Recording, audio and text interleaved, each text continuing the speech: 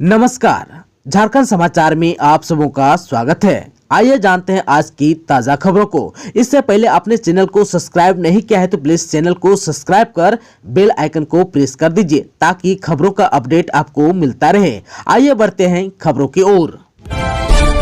पलामू में बाइक और बोलेरो की सीधी टक्कर में बाइक सवार की मौके पर हुई मौत। कजरी रेलवे स्टेशन के पास NH 75 पर हुआ यह हादसा। पलामू जिले के पंडवा में गुरुवार की देर रात कजरी रेलवे स्टेशन के पास बाइक और बोलेरो की सीधी टक्कर में बाइक सवार की मौके पर ही मौत हो गई। बाइक सवार मेदिनीनगर से पंडवा की तरफ जा रहा था, जबकि बोलेरो JH मेदिनीनगर की ओर जा रहा था। इसी बीच कजरी स्टेशन के पास NH 75 पर दोनों की सीधी टक्कर हो गई। टक्कर इतनी जोरदार थी कि बाइक के परखच्चे उड़ गए, जबकि बोलेरो का शीशा चूर हो गया। घटना के बाद बोलेरो चालक गाड़ी खड़ा कर फरार हो गया।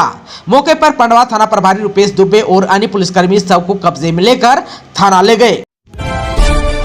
महंगाई को लेकर झारखंड कांग्रेस का प्रदर्शन। प्रदेश अध्यक्ष बोले, मुद्दों से भटका रही है केंद्र सरकार, एजेंसियों का हो रहा है गलत इस्तेमाल, हिरासत में है कई विधायक और नेता। देश में बढ़ रही महंगाई और बेरोजगारी जैसी मुद्दों को लेकर आज राजभवन का घेराव करने पहुंचे झारखंड प्रदेश कांग्रेस कमेटी यानी JPCC के अध्यक्ष राजेश ठाकुर और पार्टी विधायकों को पुलिस ने हिरासत में ले लिया।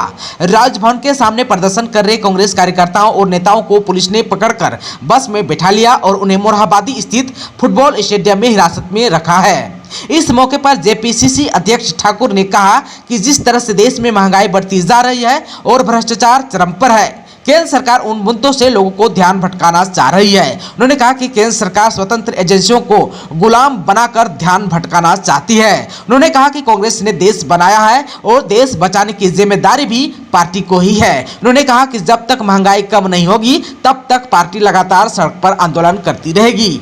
वहीं पार्टी विधायक दीपिका पांडे सिंह ने कहा कि देश के राजा नींद में सोए हुए हैं, उन्हें नींद से जगाने के लिए यह आंदोलन किया जा रहा है। उन्होंने कहा कि देश के राजा को नींद से जगाने के लिए चाहे संसद में बहस करना हो या फिर सड़क पर उतरना हो, पार्टी उसके लिए तैयार है। उन्होंने कहा कि चाहे इसके लिए संघर्ष करना या जेल में रात बितानी पड़े, सबके लिए पार्टी तैयार है। उन्होंने कहा कि केंद्र सरकार देशभक्ति के नाम पर युवाओं को धोखा देना बंद करे और महंगाई और बेरोजगारी जैसी समस्याओं पर बात करे।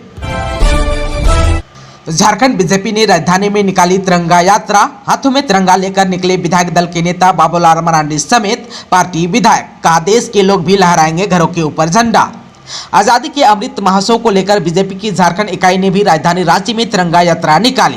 पार्टी के विधायक दल के नेता बाबूलाल मरांडी के नेतृत्व में यह यात्रा मोरहाबादी स्थित बापू वाटिका से निकाली। यह यात्रा कचहरी चौक, अल्बर्ट एक्का चौक, मेन रोड रोंडा होते हुए बिरसा मुंडा चौक तक गई है।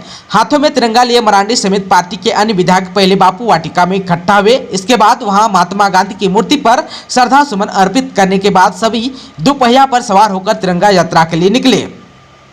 इस मौके पर मरांडी ने कहा कि देश के लोगों को आजादी के अमृत महोत्सव में अपनी सकारात्मक भूमिका निभानी चाहिए, यह हमारे लिए गौरव का विषय है। इस मौके पर देश के सभी लोग अपने अपने तरह से इस पर्व को मना रहे हैं। उन्होंने कहा कि देश के प्रति यह भावना सबको एक दूसरे के एकता के धागे में पिरोती है। साथ ही उन्होंने आम लोगों से अपने अपने घरों के ऊपर झंडा लगाने की भी अपील की है। सत्र 2022 से 26 में नामांकन की प्रक्रिया की घोषणा। 4 वर्षीय UG कोर्स में नामांकन के लिए 6 से 26 अगस्त तक चांसलर पोर्टल पर ऑनलाइन आवेदन। BBMKU के प्रशासन ने 4 वर्षीय स्नातक कोर्स सत्र 2022 से 26 में नामांकन की प्रक्रिया शुरू करने की घोषणा कर दी। विश्वविद्यालय प्रशासन के अनुसार नामांकन के लिए छात्र छात्राएं 6 से 26 अगस्त तक चांसलर पोर्टल पर ऑनलाइन आवेदन कर सकेंगे।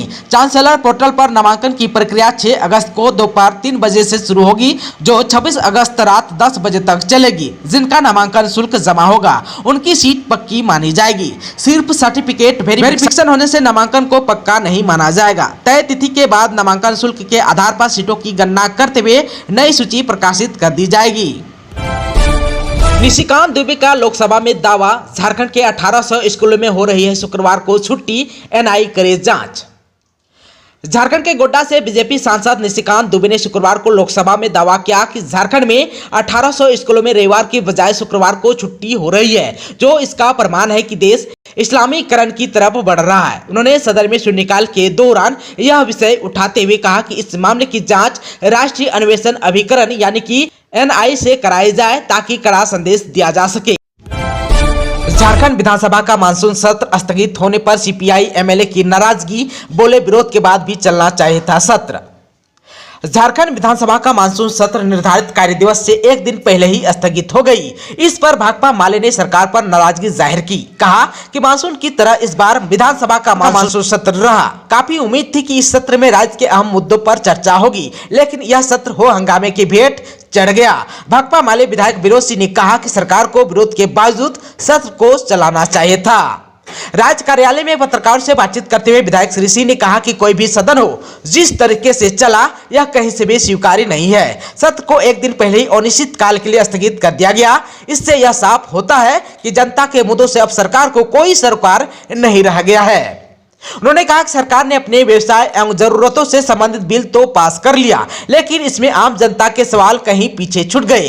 इस दौरान उन्होंने भाजपा को भी निशाने पर लिया और कहा कि वह सुखाड़, भ्रष्टाचार जैसे किसी भी गंभीर मुद्दों पर चर्चा के लिए गंभीर नहीं थी। अगर ऐसा नहीं होता तो वह सदन के विचार विमर्श में भाग ले। विधायक श्री सिंह ने कहा कि राज्य के अंदर अकाल, नियुक्ति नियमावली, बालू संकट जैसे मुद्दों पर सार्थक चर्चा की जानी चाहिए थी। उन्होंने कहा कि अगर विधानसभा के अंदर चर्चा होती तो भाजपा को जनता को जवाब देना पड़ता। जब राज्य भयंकर अकाल की चपेट में है तो उस वक्त आम जनता पर जीएसटी का बोझ क्यों लादा जा रहा है। केस प्रकरण पर उन्होंने कहा कि जनता की आर्थिक और सामाजिक समस्याएं गंभीर है। इसके बावजूद आजादी के 75 साल बाद भी वोट की राजनीतिक अब नोटों में तब्दील हो रही है। झारखंड के इस जिले में महिलाओं ने उठाया शराबबंदी का बीड़ा, शराब बेचने वालों को दी चेतावनी।